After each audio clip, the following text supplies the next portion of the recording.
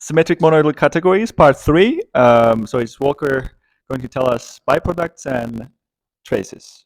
So, Yeah, please. thanks very much. So last time, Rady explained to us some things about a symmetric monoidal category, C tensor I.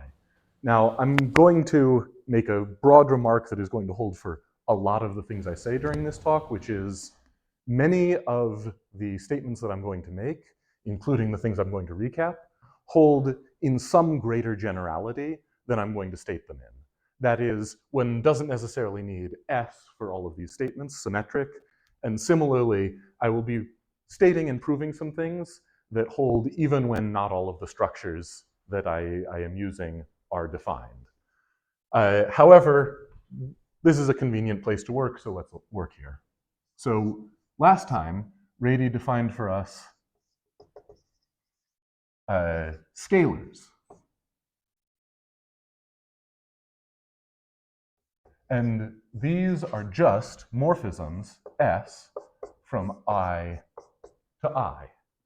And so this tells us that CI is what we can call the set of scalars.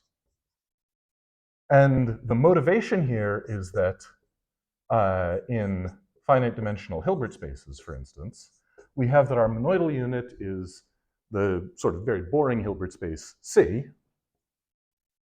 and finite dimensional Hilbert spaces from C to C, the set of maps here, can be canonically identified with C, where we identify a number here with the linear map that multiplies by that number. Okay, and then we can define scalar multiplication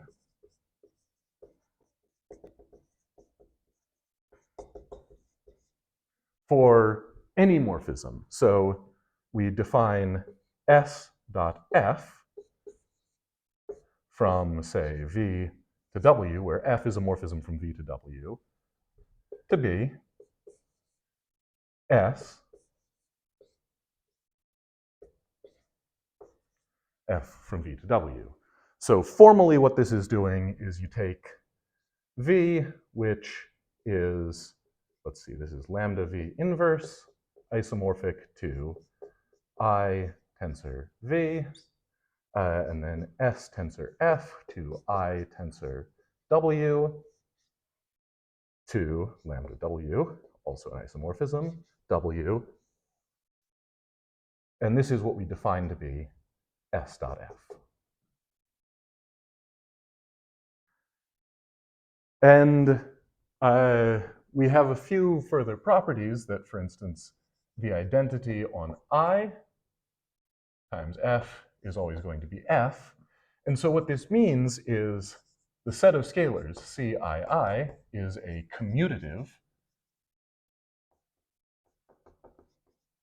monoid under this dot. And that commutative monoid is acting on every other Hom set by this sort of scalar multiplication. Now, I should say, this commutative is something that really does require the full assumption. We need a symmetric monoidal category to get commutativity. Perhaps not surprisingly, since that symmetric is what allows us to interchange the order of tensor products. Okay, so this is what we talked about last time. Are there any questions about any of this before I move on to new material? Okay, so there's a takeaway here.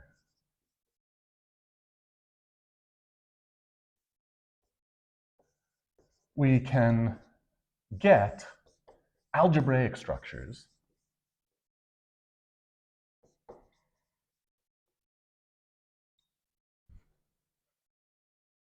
on morphisms, or let's say on Hom sets, sets of morphisms, from categorical structures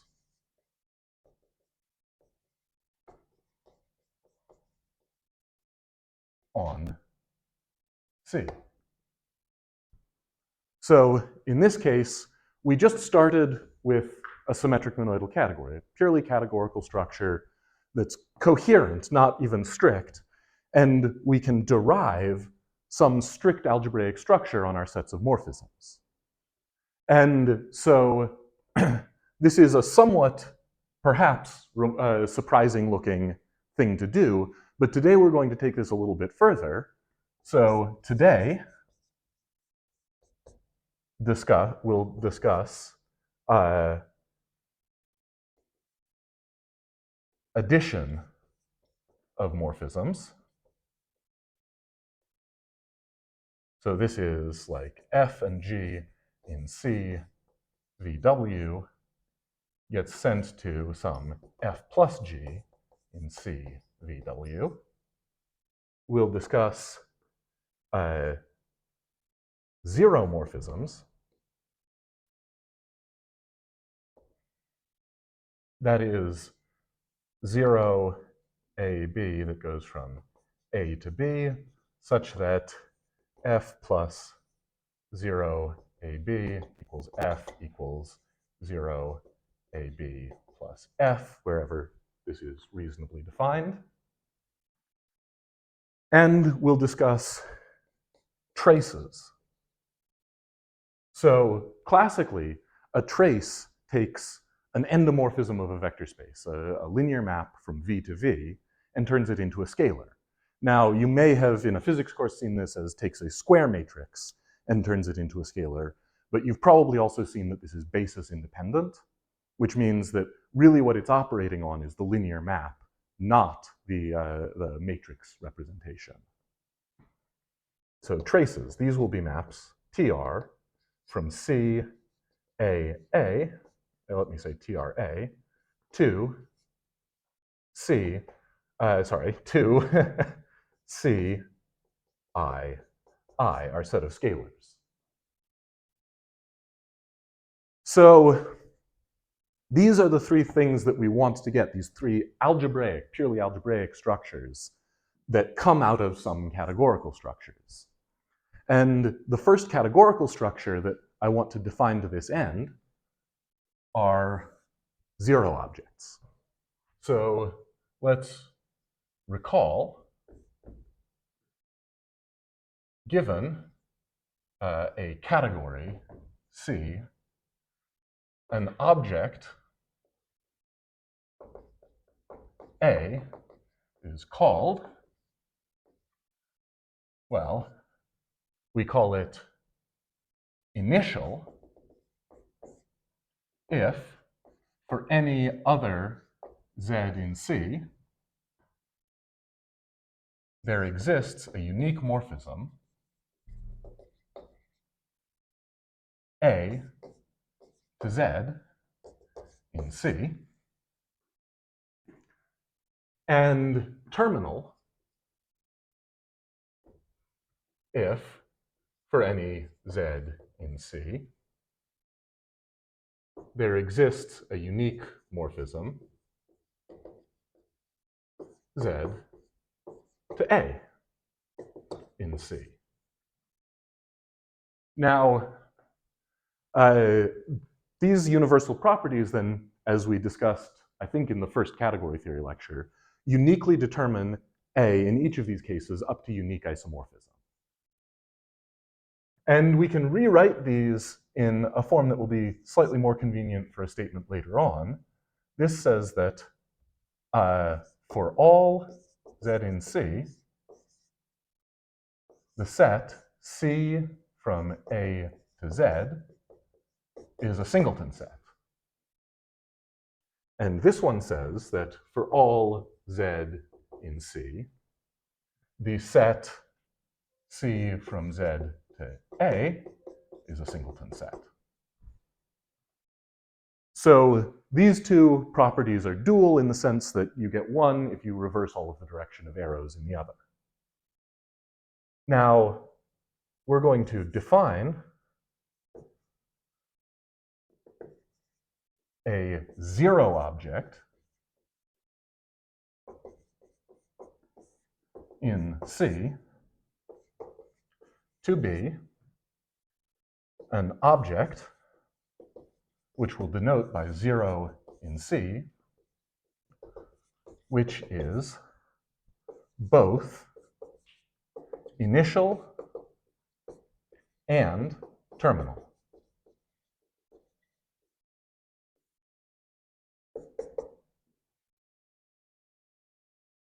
So let's think about some examples. In finite dimensional Hilbert spaces, does anybody have an idea what the zero object might be?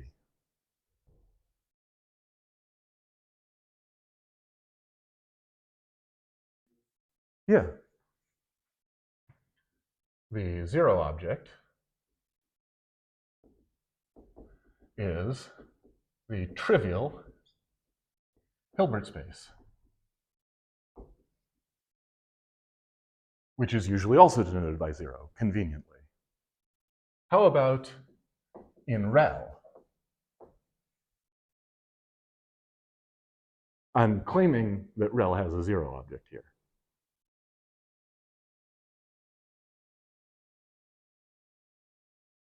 We want a set such that if you take its cross product with any other set, there's a unique subset of that set.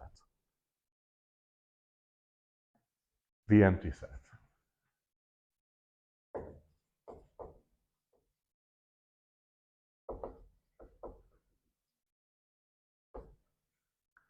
So this is because there's only one subset of the empty set.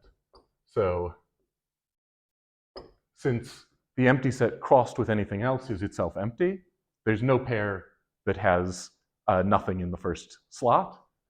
The only possible subset is the empty set itself. In set,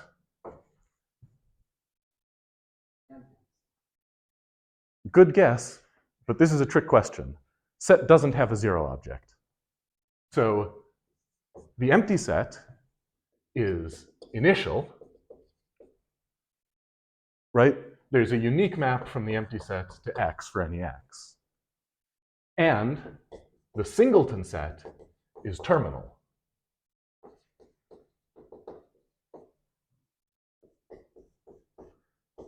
There's a unique map to the singleton. So, but being initial or being terminal determines a set up to isomorphism, which means that if we had a zero object, these two would have to be isomorphic. But hopefully we can all agree the singleton is not isomorphic to the empty set. So set can't have a zero object. But REL and finite dimensional Hilbert spaces do.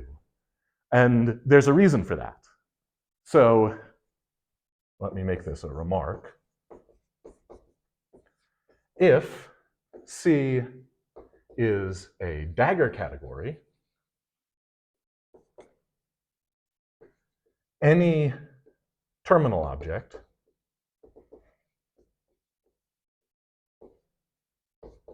T is automatically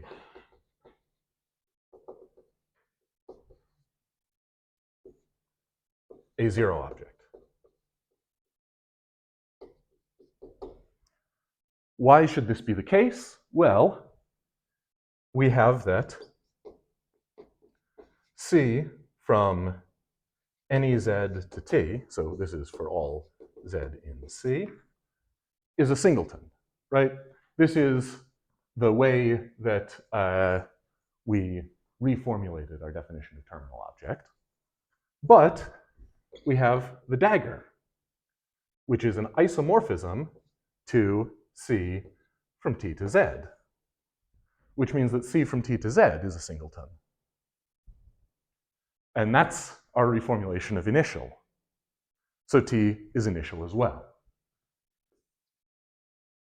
So in some sense, the fact that this and this have a zero object follows immediately from things we've already seen. We already know that both of those have dagger structures, and so then we only need to check that they have an initial object or have a terminal object, and it follows immediately. This also tells us that set can't have a dagger structure. Yet again, this is another reason that set can't have a dagger structure.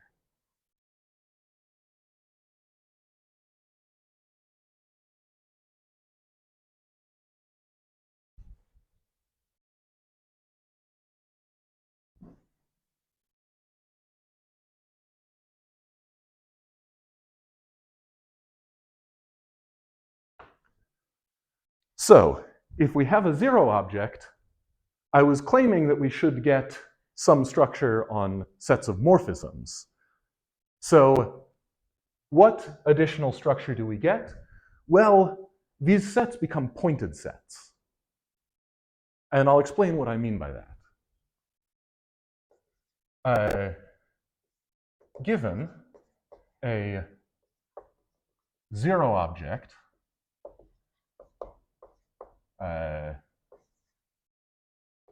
in C, we get 0 morphisms.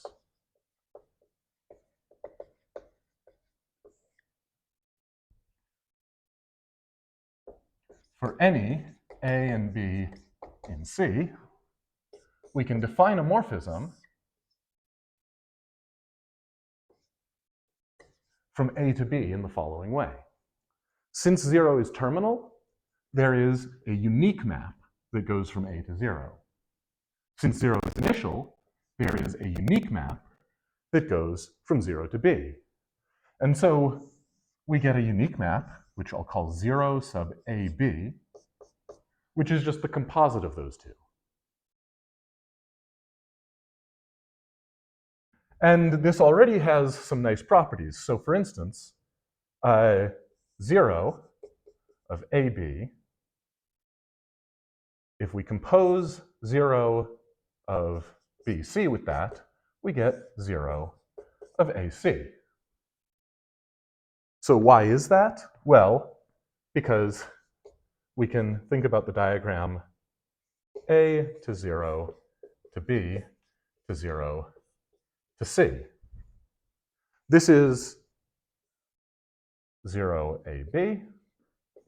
This is 0 BC.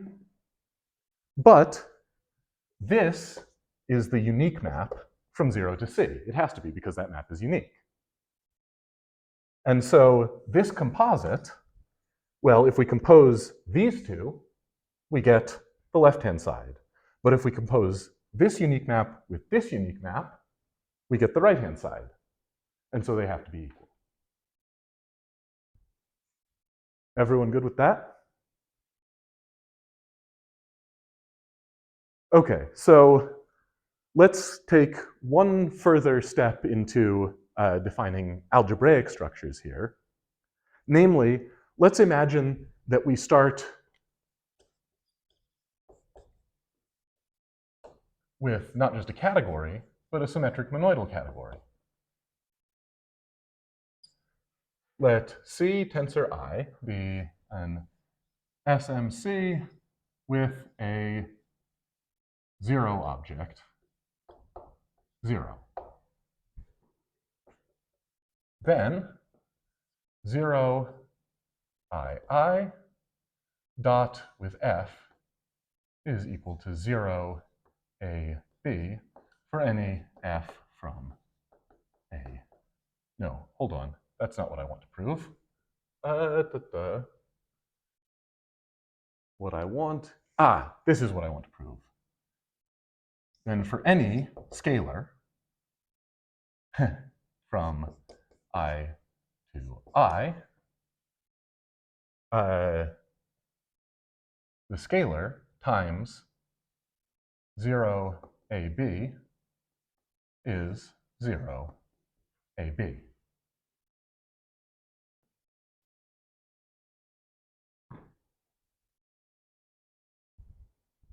Okay, so let's prove this diagrammatically. We want to evaluate S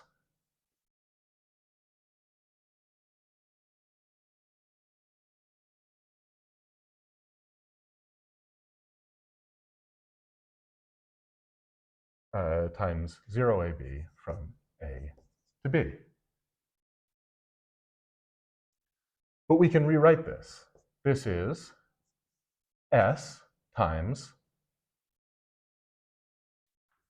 B, unique map 0, unique map A. And then we can move the S down. We have S, unique map 0, unique map A, B. So this is unique map B, 0, S times unique map A. But there's only one map from A to 0. So S times this unique map has to be this unique map. So this is just 0, AB.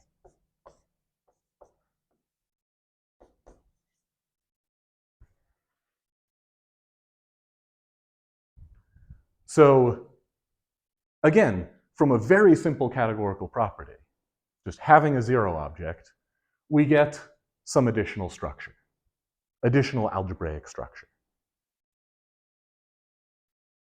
Any questions about that? Everybody happy with that? Okay. So now,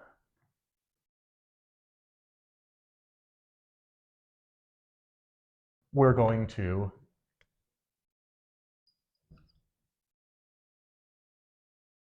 recall other definitions from the first lecture. Namely,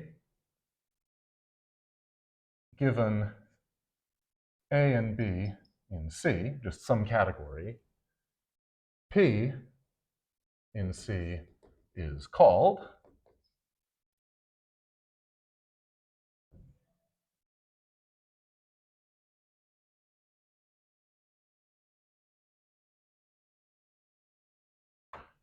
a product of A and B if there exist, let me say A1 and A2. This will be convenient in a moment. There exist P1, let's say maps PI, morphisms PI from capital P to AI, such that for any Z in C Fi from Z to AI, well, we can form a diagram. P, A1, A2. These are what we call little p1, little p2.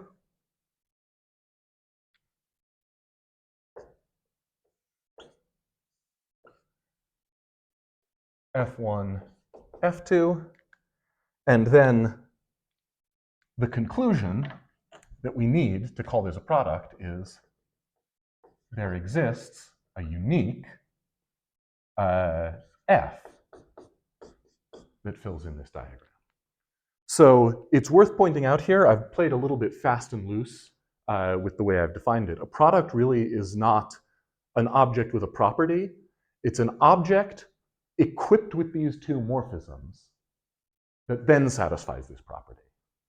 So the morphisms are part of the definition. Similarly, we can say a coproduct, and now I'm just going to draw the diagram. If we have two morphisms, I1, I2, such that for any Z, F2, F1, there exists a unique F such that these commute. Do you all remember these definitions from the first lecture? Would you like me to go over them a little more carefully? No. Okay. So we call P a biproduct. Somewhat confusing because biproduct also has a completely different meaning when it's spelled with a Y, but here bi as in two product. If it is a product, of A1 and A2, if it is a product of A1 and A2, and a coproduct of A1 and A2, but we need this to be in a compatible way. So such that, and the compatibility that we require relates to the fact that these morphisms are part of the data of a product.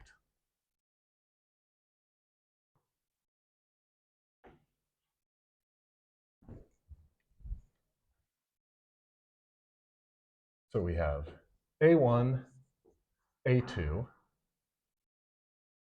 P, A1, A2, and we have P2, P1, iota 1, iota 2. And we require that the composites satisfy, well, these are identity maps, and these are zero maps.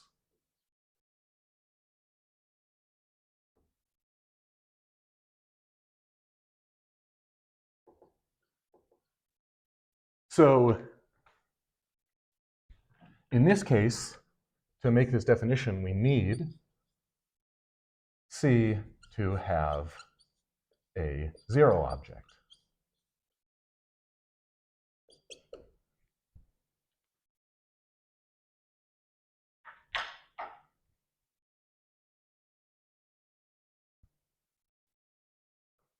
Okay, once again, let's give some examples.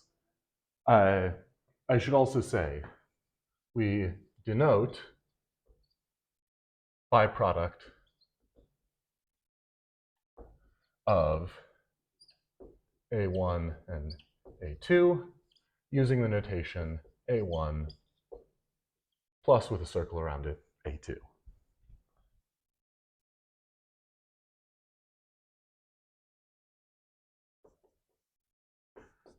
There are some authors who use this O plus to mean coproduct, but by far the most common convention is that this is coproduct, this is product, this is biproduct, and this is the one that Vickery-Hoynen use. So in finite dimensional Hilbert spaces, does anybody have a guess as to what it might be? The notation is somewhat suggestive. Yeah. It's the direct sum. The biproduct is the direct sum. And so if I have this V direct sum W, what are the maps to V and W and from V and W? Let's just do one of each. This is going to send V to the pair V0, and this will send VW to V.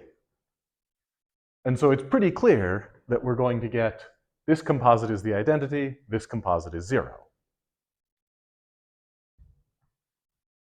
Okay. What about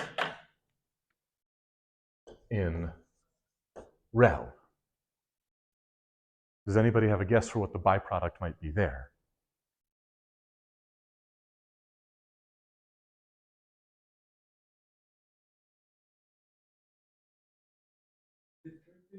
Yes. The byproduct is the disjoint union.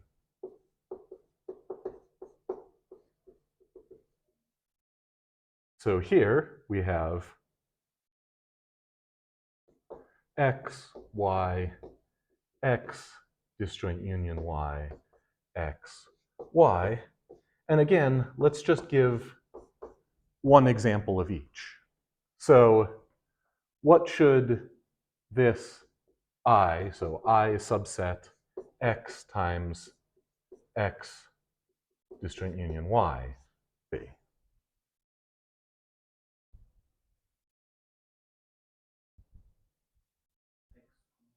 Yeah, the set of x comma x for x in x. And this capital P is exactly the same. X comma x such that x is in x, but now thought of as a subset of x disjoint union y times x. So reversing the order. And we can then see that the composite here has to be the identity, and the composite here has to be empty, because this one involves only the y's, this one involves only the x's.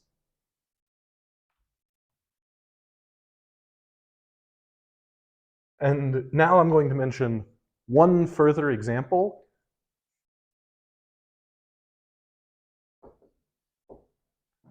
In abelian groups, the biproduct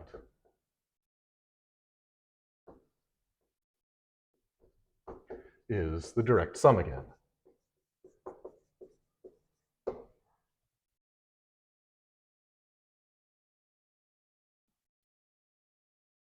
So I will try to be explicit in the following and say always, suppose we have a category with a zero object and biproducts. However, per our definition, we can't really define a biproduct without a zero object. So whenever I say that a category has biproducts, I mean that it has a zero object and biproducts.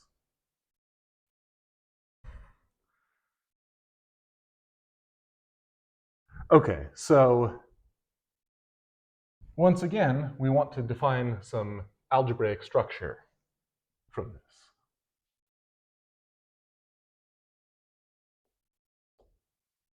And yes.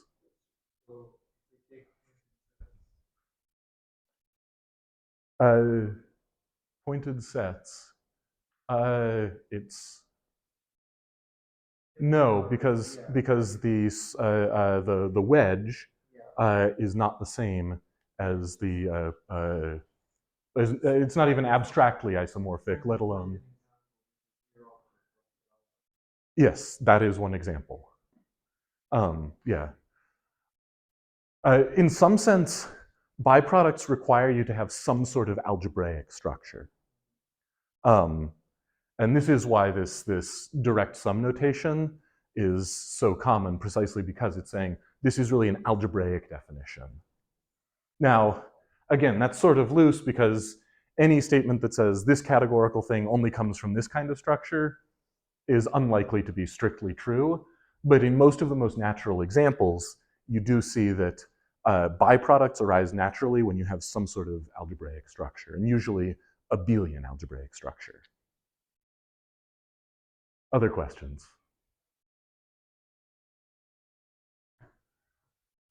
So the big claim is if C has a zero object and biproducts,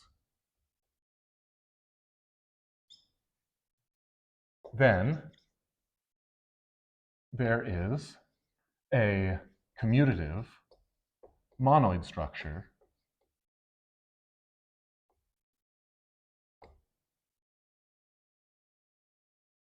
on CAB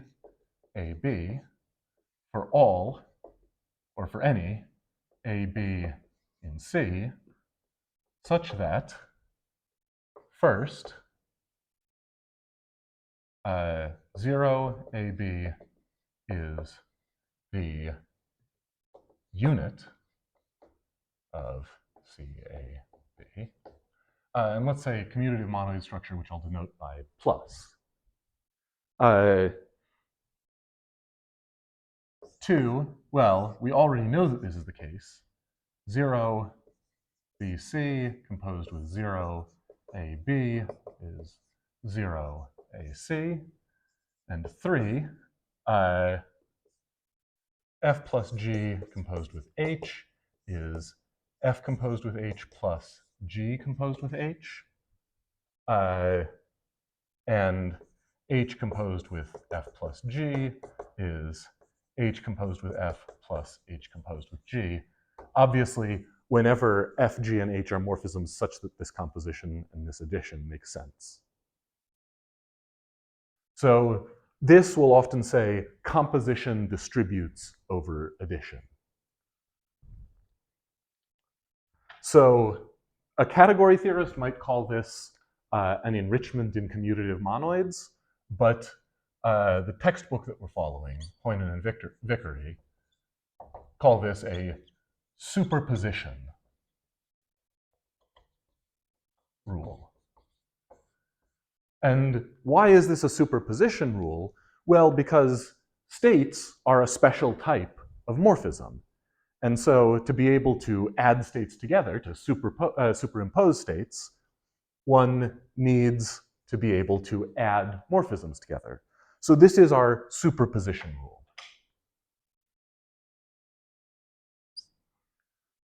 Okay, so firstly, let's define plus. And I'm going to define plus as a diagram.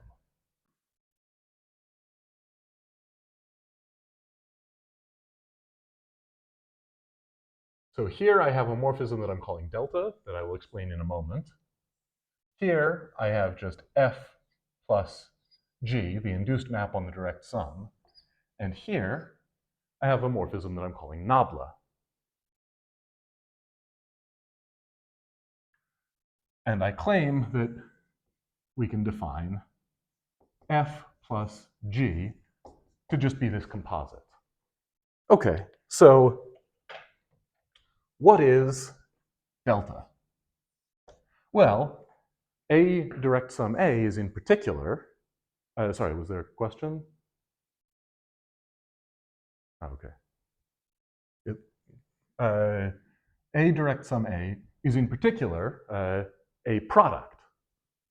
So we have these projections, P1, P2, to A. And so to get a map from A to A direct sum A, I just need to specify two maps, one from A to A and the other from A to A. Any suggestion for what two maps I should specify? Yeah.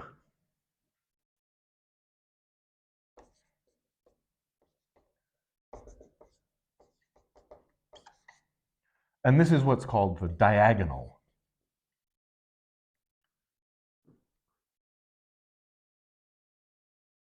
So if we're working in, say, finite dimensional Hilbert spaces, all this is the map that sends V to V comma V. So it really is the diagonal map that you'd be used to. And then this is the part where biproducts really matter. So here we have that B direct sum B, B biproduct B, is in particular a coproduct.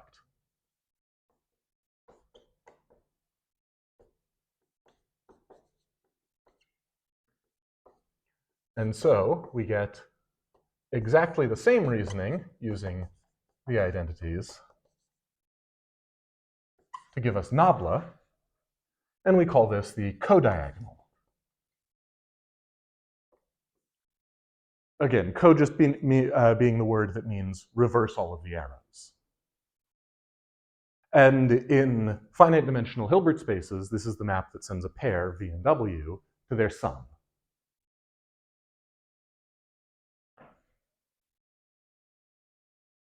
Okay, so we now can define this composite. I'm not going to explain why it's associative because the diagram in question is a little messy, but let's try and see why it's commutative, unital, and satisfies one of these bilinearity properties.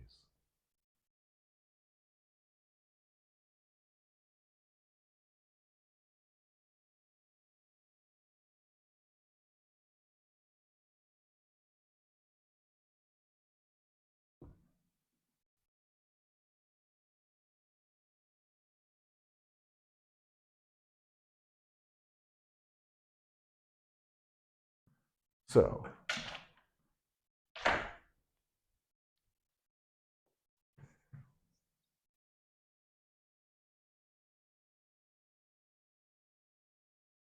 we have, a direct sum A to, A biproduct A to B biproduct B, A diagonal codiagonal B F biproduct G. Well, we can also take diagonal G direct sum F, E direct sum B, codiagonal. And we want to claim that these two composites are the same. So the way we're going to do that is we note that there are isomorphisms here that just reverse the factors, reverse the role of the factors. And isomorphisms here that reverse the role of the factors. So why do these two triangles commute? Well, reversing identity and identity, switching the roles of identity and identity, doesn't change this diagram. And switching the role of these two factors also doesn't change this diagram. And similarly, this diagram commutes because this is the unique morphism induced by F and G, and so switching the roles of F and G switches the order here. This top composite is F plus G, and this bottom composite is G plus F.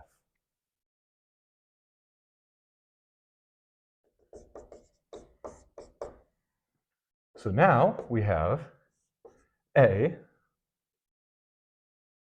codiagonal, diagonal, A direct sum A, 0 plus F, B, this is 0AB, B plus B, codiagonal B. And now we take 0 plus identity to 0 direct sum A, 0 B, this is 0 plus F,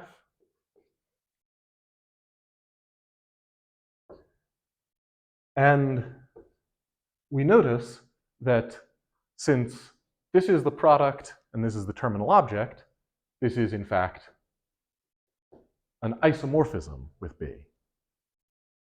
And similarly here with A, this is, if you want, the uniter of the product monoidal structure. This diagram commutes because if you compose 0 with 0, you get 0 and 0, and if you compose the identity with F, you get F composed with the identity. The composite here is just F, and the composite here is 0 plus F. Okay, so it's commutative, it's unital, and now we want to argue that it satisfies one of these two bilinearity properties. And for this, I'm going to use my notes because the diagrams are going to be a little messy. So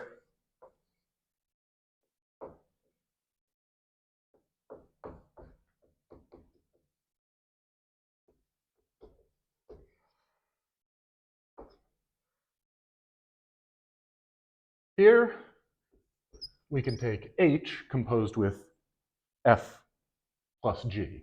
This part is F plus G, this part is H. And we notice the following. We have the inclusions, I1 and I2 into the biproduct of A and A. We can take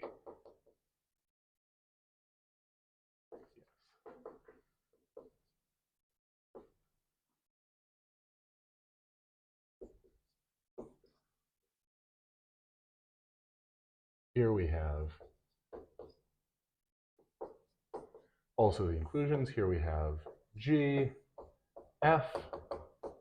This is how F plus G is defined, or one way that it can be. These, remember, were defined to be identities. And so both of these maps are H. But remember, these maps display the biproduct as a coproduct, which means that the map from A plus A to C is uniquely determined by saying that the map from A to C on top is H of F, and the map from A to C on bottom is H of G. So now we can consider instead A to A plus A, and now we're going directly to C plus C.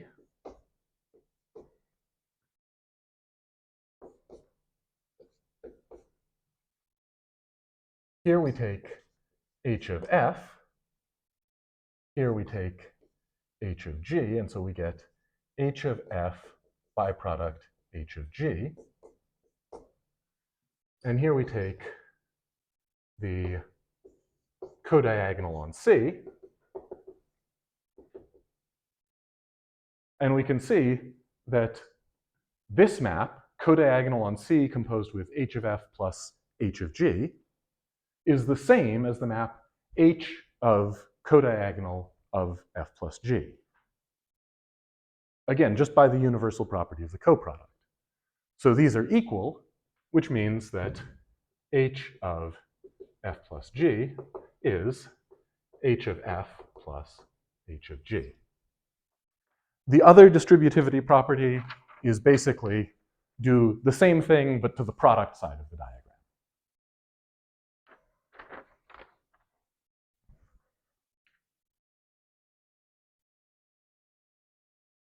Okay. Any questions about these arguments before I move to some examples? Okay.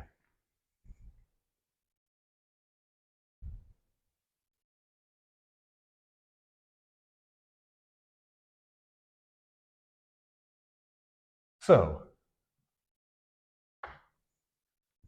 we have this additive structure. Let's think about what it might be in examples.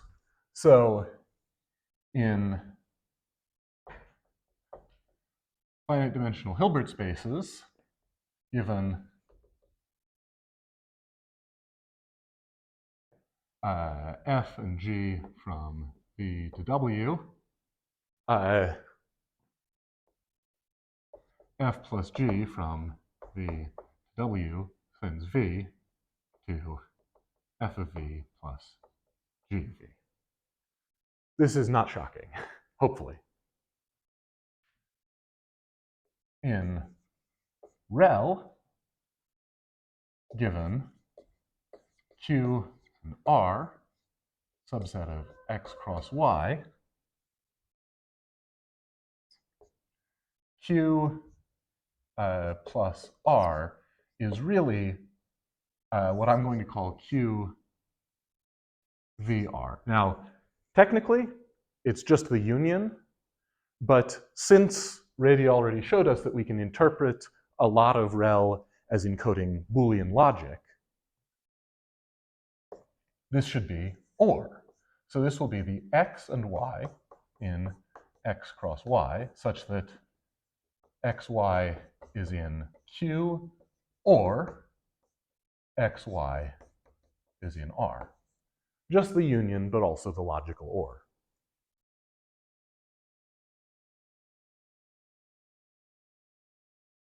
So we now have two of our promised structures. We said if we have biproducts, we're going to get some sort of superposition rule, and the zero object gives us its unit. So we have this commutative monoid structure on our Hom sets. But there's a very natural question to ask at this point, which is, if we have a symmetric monoidal category that also has biproducts and a zero object, how do the biproducts, the one commutative monoid structure, play with the scalar multiplication, this other commutative monoid structure? And to answer this, I have something that unfortunately I'm going to need to state as a fact. The proof would be quite involved with only the background that we currently have. So if C tensor I is a symmetric monoidal category with biproducts and a unit, and a zero object, then if either 1, C is closed, so a closed monoidal category, or 2, C has duals for all objects, then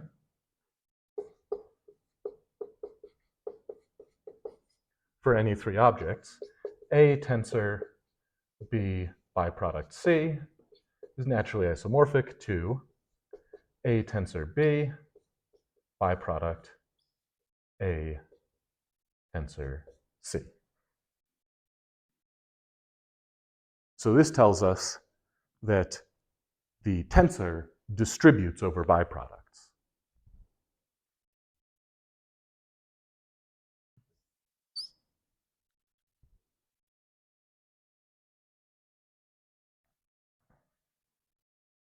I should say we call this, let's say, distributivity.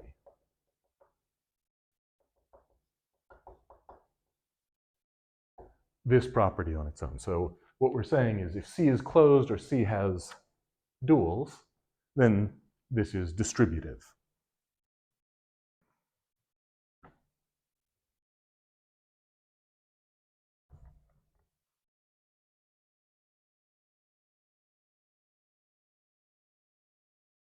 One moment. Okay. So, corollary, if C tensor I is a distributive symmetric monoidal category with biproducts and a zero, then the set of scalars dot identity on I plus 0 I is a commutative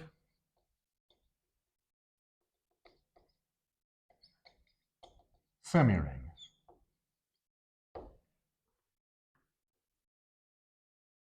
So all this is saying is we already know this is a commutative monoid, this is a commutative monoid.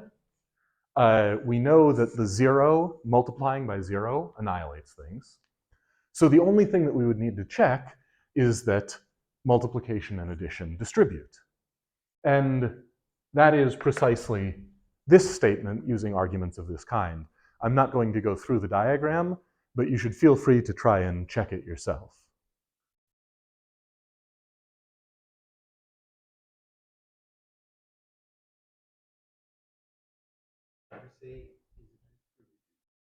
Is a distributive symmetric monoidal category.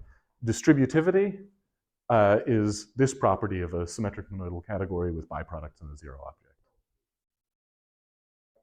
Yes, yes. So this is a little sloppily written. We could parenthesize it like that. It's a distributive SMC with biproducts and a zero. So basically what that's saying is I don't want to write each of these conditions separately. So this tells us that actually quite a lot of the structure that we see on finite dimensional Hilbert spaces, for instance, is naturally structure that comes from categorical structure. So a lot of the structure on C, I should say, that was not clearly stated. So a lot of the structure on the complex numbers actually comes from this categorical structure, or could be seen as coming from this categorical structure on finite dimensional Hilbert spaces.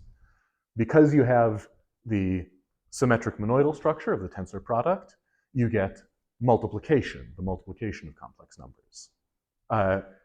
And you get the unit. Because you have biproducts and a zero, you get the addition and the zero vector. And because, for instance, this is closed, you get that these distribute over one another in a nice way. In the case of REL, the structure that you get, we already saw, oh, that should be either. We already saw that the scalars are 0 and 1 with and. And we've already seen that the addition is or. And so this is really just like classical Boolean algebra. You have 0 and 1 with and or. Okay. Any questions about any of this? Speak now or hold your peace, in that I'm going to now abruptly change direction and talk about the final algebraic structure, which is somewhat distinct. Okay. Mm-hmm. Mm-hmm.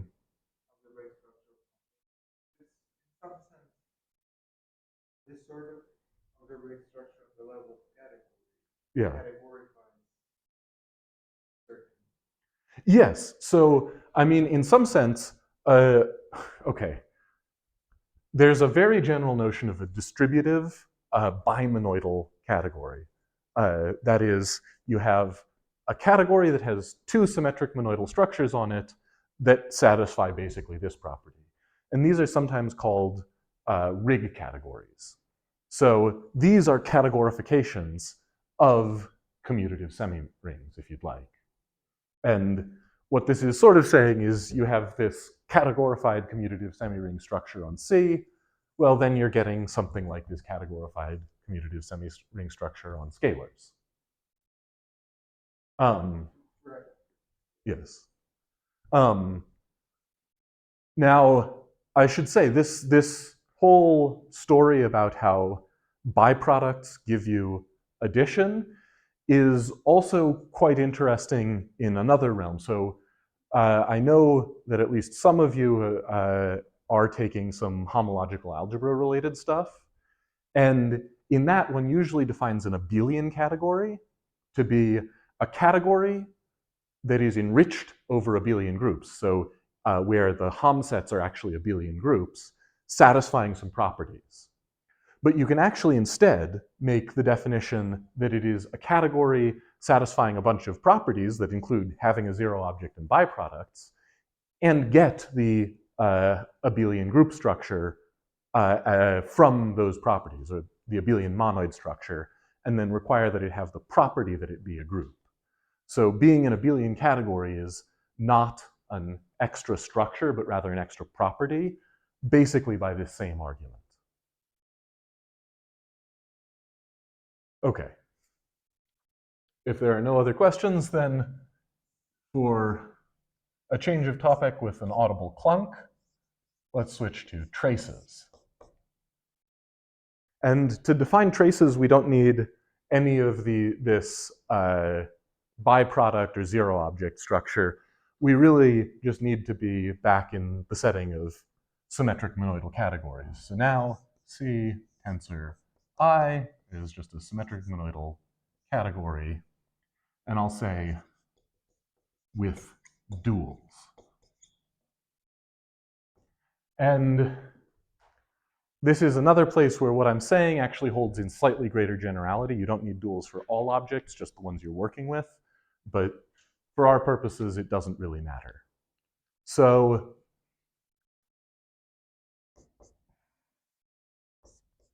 I want to start out with an example. And this example is we have the trace that goes from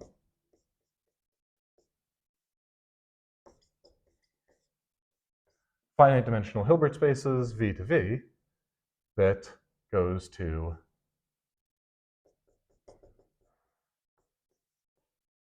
C, which is C.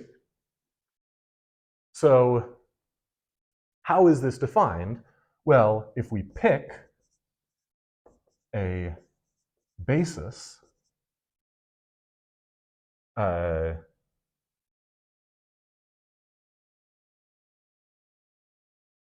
let's say I equals 1 to n, the kets I of V, we can write that the trace of an endomorphism is just the sum over I of I, F, I. But now remember, picking a basis, we previously said, was the same as specifying a duality, a specific duality structure on V. So this gave us V times V dual to C, which sends I tensor J to Ji.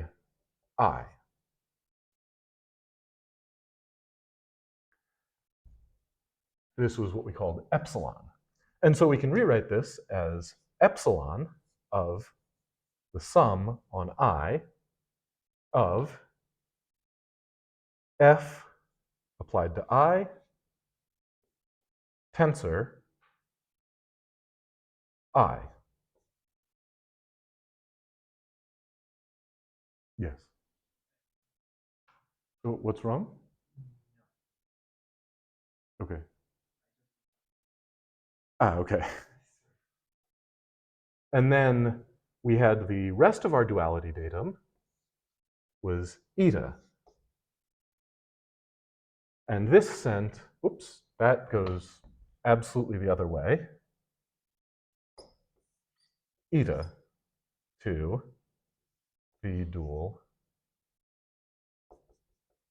tensor V. And this sends 1 to the sum on I of I tensor I. So this is then epsilon composed with F tensor the identity on V dual composed with sigma V dual V composed with eta applied to 1. So why is there this sigma? Well, we have to change the order of these two to get the output here. And then we apply eta to 1, and we get the trace. But applying a morphism from I to 1 is precisely how we got this isomorphism. So we can think of the trace of F as this composite. This is just algebraic manipulation, but it tells us, okay, we can think about this as a morphism and an operation that just acts on morphisms. So, definition. In C tensor I, a symmetric monoidal category, for, let's say, the trace of f from A to A is TRA of f is defined to be, well, we have f, we need to plug that into epsilon, we need to twist this sigma, and plug that into eta. And again, if you want, you can just write this exactly the same way. This is f of, or sorry, f tensor the identity on A star composed with sigma A star A composed with eta in C I.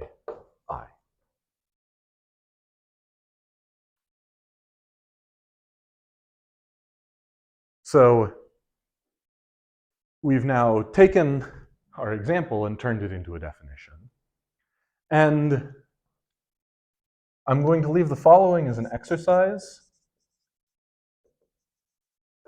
It really is just manipulation of string diagrams, but show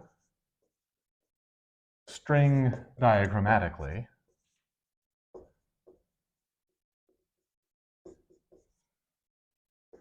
that the trace of A doesn't depend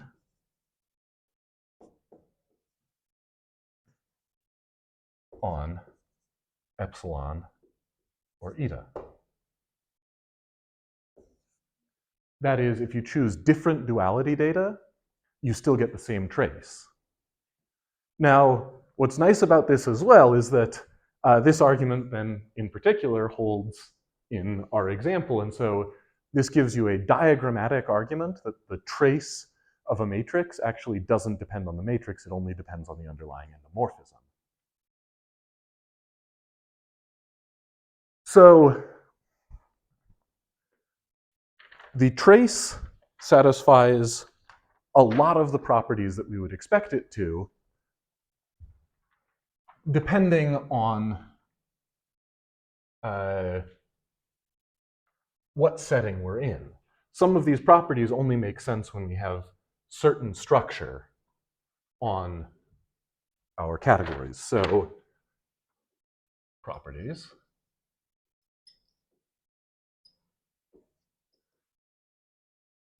If C tensor I is an SMC with duals, then we have that the trace over A of f of G is the trace over A of F, trace over A of, no, sorry, F, I should refer to trace over A tensor B of F tensor G is trace over A F times trace over B G.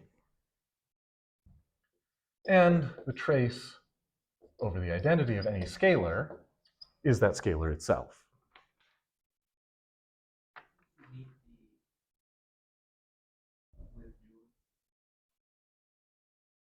You do, yes.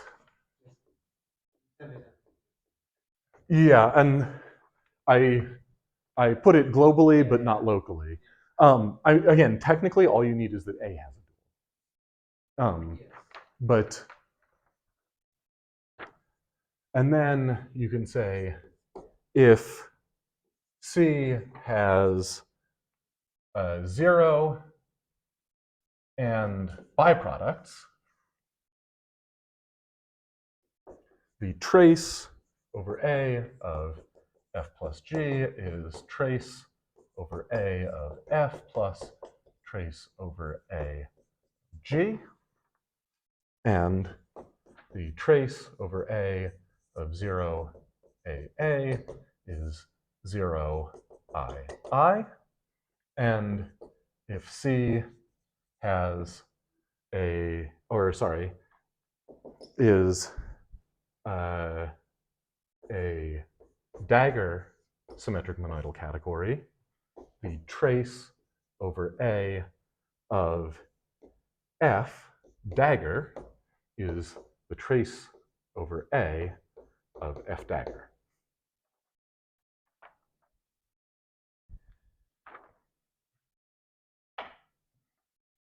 So the last thing that I'm going to do today is sketch a string diagrammatic argument for the starred statement. Or I think that's the last thing I'm going to do. Yeah, I will stop there.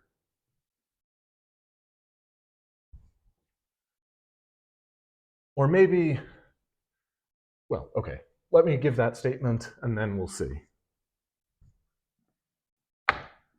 So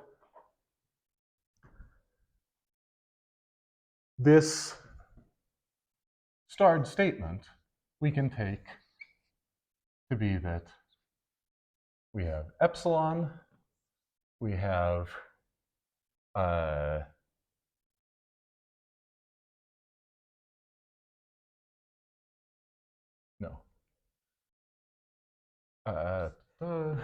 f plus g tensored with the identity on A star, we have the twist, and we have eta. Here we can apply distributivity in a form slightly more general than we were working with before to get that this is f tensor the identity on A star plus g tensor the identity on A star eta. But we also know that composition distributes over addition.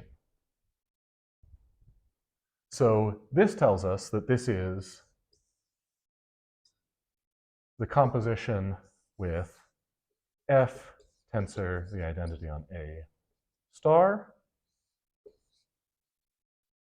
eta plus the composition of G tensor the identity on A star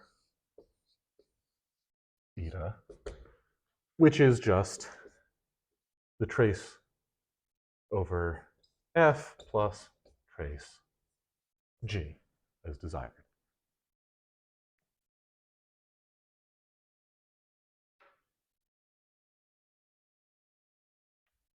Now, I should say, this probably looks a little messy, and that's because, in some sense, the string diagrams that we're using are set up to handle one symmetric monoidal structure, not two.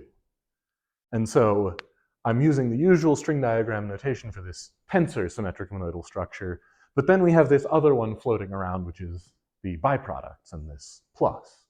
And so we have to be a little bit careful how we write and draw things. Okay, how am I doing on time? 15 minutes. Okay, let me very briefly go back and explain one quite useful piece of notation. I didn't think I'd have time to get to this, but apparently I do. So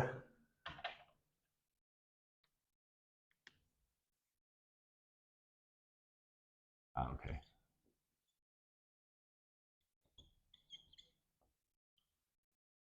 So matrix notation. Now, once again, C as 0 and biproducts. Given F from A to C, G from A to D, H from B to C and I from B to D, I claim we get a unique morphism from A biproduct B to C biproduct D that's built out of these in the following way. So we get A to C biproduct D because this is a product. Actually, I'm going to omit the names for the structure maps. So this is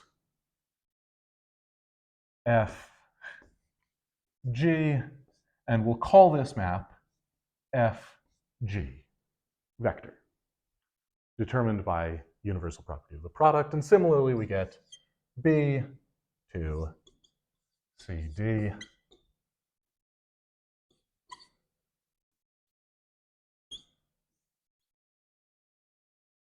H, I,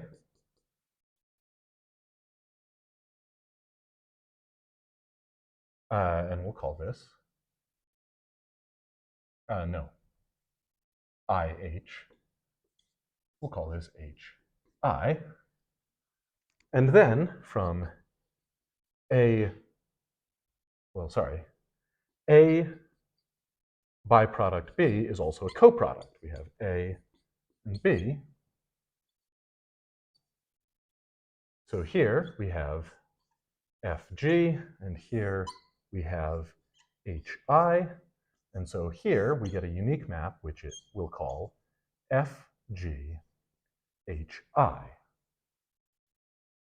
And now what I've walked you through is one way of constructing it, but it turns out that any way of constructing this map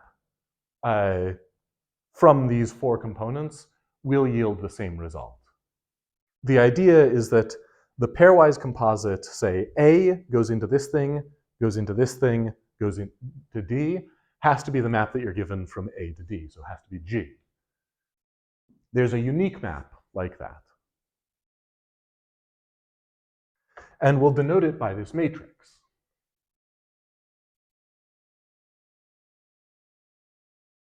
And then this additionally has some nice properties. So the first property is that F plus G from A plus B to C plus D, this map given by the universal property, is just F0, 0, G. And so in particular, the identity on A direct sum B is identity A, 0, 0, identity B. And 0 is just 0, 0, 0, 0. And we have that the multiplication, so FGHI, composed with X, Y, Z, W, is exactly the usual matrix multiplication. F of X plus H of Z, F of Y plus H of W, G of X plus I of Z, G of Y plus I of W.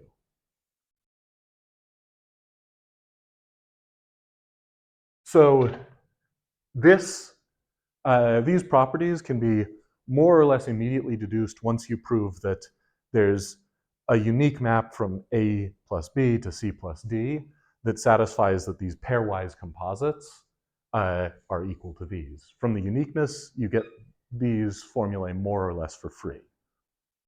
However, it is a quite useful way of representing morphisms, and indeed you can represent more complicated morphisms between bigger biproducts, so threefold, fourfold, fivefold biproducts, also by matrices in exactly the same way. It's also worth noting that this actually is the matrix representation for endomorphisms of, morphisms in finite dimensional Hilbert spaces. And the reason for that is you can pick a decomposition of your favorite vector space as a biproduct, a direct sum of copies of C. And that's the same thing as picking a basis. And if you do that for both, you can then use this to represent endomorphisms, or sorry, not endomorphisms, I keep saying that, morphisms in terms of these bases as matrices of morphisms from C to C. But as we've already seen, morphisms from C to C are your scalars, are your numbers. And so in finite dimensional Hilbert spaces, this matrix notation really is just the normal matrix notation that you're always used to. Okay, so that is actually the last thing that I'm going to say today. Are there any questions before I conclude?